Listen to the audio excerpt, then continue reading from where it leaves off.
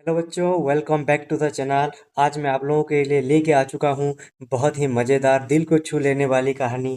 Class 9th का पहला chapter, how I taught my grandmother to read. मैंने कैसे अपनी दादी माँ को पढ़ना लिखना सिखाया, जिसको कि लिखा है सुधा मूर्ति ने, व्हिच इज रिटन बाय सुधा मूर्ति। तो चलो बिना टाइम वेस्ट किए आज की इस कहानी को बहुत ही आसान शब्दों में आप लोगों को बताऊंगा। This chapter is a heartwarming story about bond of a between a grandmother and her granddaughter।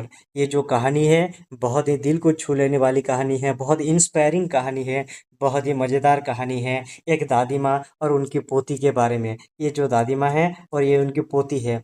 The narrator was a young girl who lived in A village in Karnataka.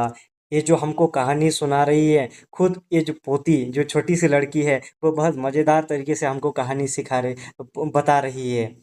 With her grandmother, जो कि एक कर्नाटका के एक छोटे सा गांव में, एक हरे भरे गांव में रहती है अपने दादी माँ के साथ। क्रिस्टका विलेज में, उस गांव का नाम है क्रिस्टका village.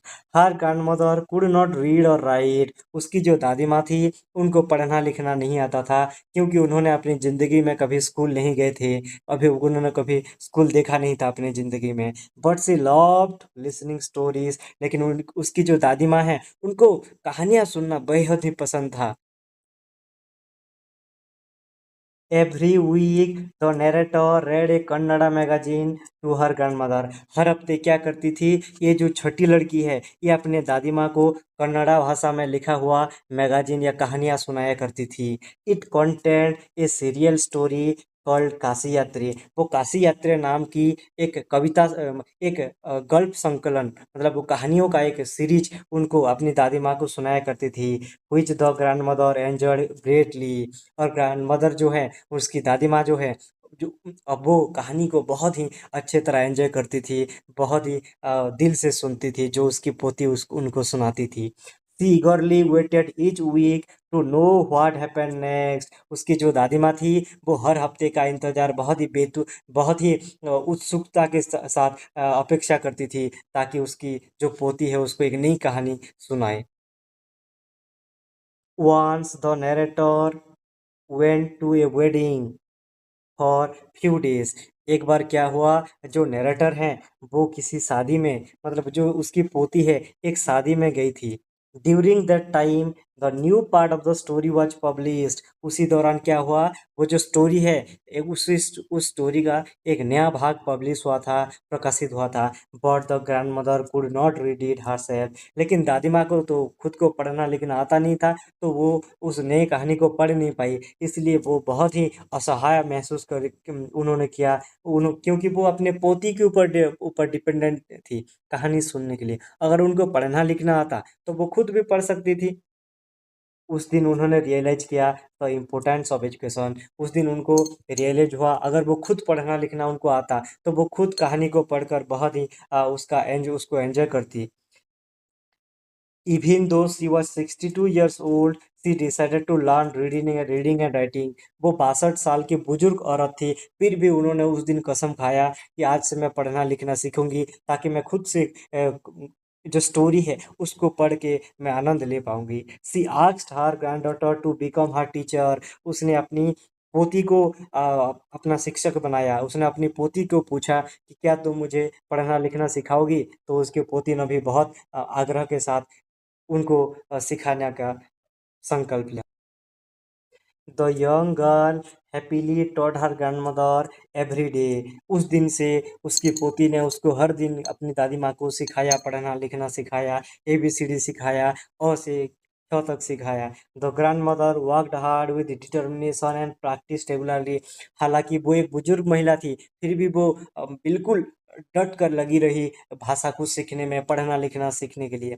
On the day of Saraswati Puja, जब अगला सरस्वती पूजा आया, he was finally able to read a book by herself. वो खुद से पढ़ पढ़ पा रही थी बुक, क्योंकि उन्होंने बहुत मेहनत किया था पिछले बहुत महीनों तक। सी टॉस्ट हर ग्रैंड डॉटर्स फीट। जैसे कि आप लोगों को पता है कि हमारी संस्कृति में हम बड़ों के पैर छूते हैं, लेकिन इस स्टोरी में जो दादी माँ है वो अपनी पोती की पैर छूती है, क्योंकि उसकी पोती ने उसको पढ़ाया सिखाया था कैसे पढ़ते हैं कैसे लिखते हैं। क्योंकि दादी माँ जो है अपनी पोती को अपना टीचर मानती थी, इसलिए उसको अपनी पोती को रेस्पेक्ट देने के लिए, अपनी टीचर को रेस्पेक्ट देने के लिए उन्होंने अपनी पोती का पैर छुआ। बस इतना ही कहानी था बच्चों।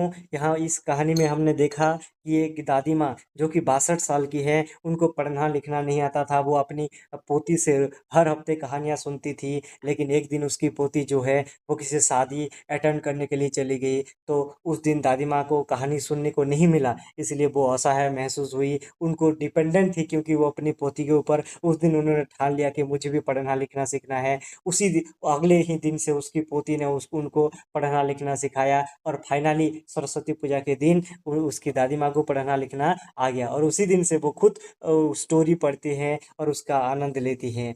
तो at the end of this chapter हम लोग सीखेंगे कि इस चैप्टर से what are the lessons, what are the morals that we can learn from this chapter. इस कहानी से हमें क्या सीखने को मिलती है। The first thing we can learn from this lesson और of this chapter is education has no age limit. मतलब शिक्षा पाने के लिए कोई भी उम्र नहीं है। किसी भी उम्र में अगर कोई बुजुर्ग है वो भी शिक्षा ले सकता है, वो भी सीख सकता है। Determination can help achieve any गोल। यहाँ पे जो दादी माँ की गोल थी, उसके उनकी क्या गोल थी कि पढ़ना लिखना सीखना है, मुझे कहानियाँ पढ़ना है, कोई भी बुक पढ़ना आना चाहिए। तो वो 62 साल की उम्र में बुजुर्ग महिला होते हुए भी उन्होंने बिल्कुल डिटर्मिनेशन के साथ, बिल्कुल स्ट्रांग विल के साथ उन्होंने अपना मेहनत किया, और एक दिन सरस्वती पूजा के दिन वो पढ़ना लिखना सीख गई।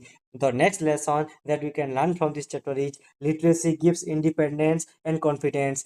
अगर आप लोग साक्षर हैं, अगर आपको लिखना पढ़ना आता है, तो आप लोग इंडिपेंडेंट हो सकते हैं, किसी भी चीज़ को पढ़ सकते हैं, किसी भी चीज़ को समझ सकते हैं। आपको दूसरे के ऊपर डिपेंडेंट होना नहीं पड़ेगा। The fourth lesson we can learn from this chapter is respect for the teachers. हालांकि वो दादी माँ उम्र में बहुत बड़ी थी अपनी पोती से, फिर भी एक छोटी सी बच्ची का उन्होंने पैर छुआ, क्योंकि हमें क्या करना चाहिए, we should always respect to our teachers, it is very important. I think the fourth one, respect for teachers, is very important. This is the most important lesson that we can learn from this chapter बच्चों। तो मैं रहता हूँ इसी video के साथ। अगर आप हम मिलेंगे एक नए वीडियो के साथ, एक मज़ेदार नई कहानी के साथ। अगर आप लोगों को ये वीडियो यूजफुल लगा है तो please like share and subscribe the channel. Thank you बच्चों।